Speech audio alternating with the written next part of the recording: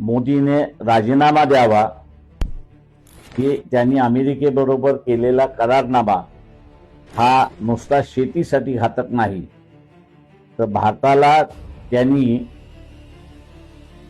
गुलाम म्हणून अमेरिकेकडे ठेवलेला आहे अशी परिस्थिती आहे। परदेशी नीती असेल, अर्थव्यवस्थेतली नीती असेल, आरोग्याच्या संदर्भातला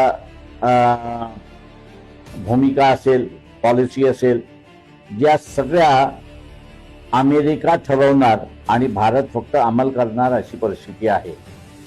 त्याच्यामुळे ज्याला आपण म्हणतो घाण ठेवण्याचा भाग, हा घाण ठेवण्याचा भाग मोदीने केलेला आहे। आणि हे शक्य झालं याचं कारण की एस्टीन फाईलमध्ये मोदींचं नाव आलेलं आहे।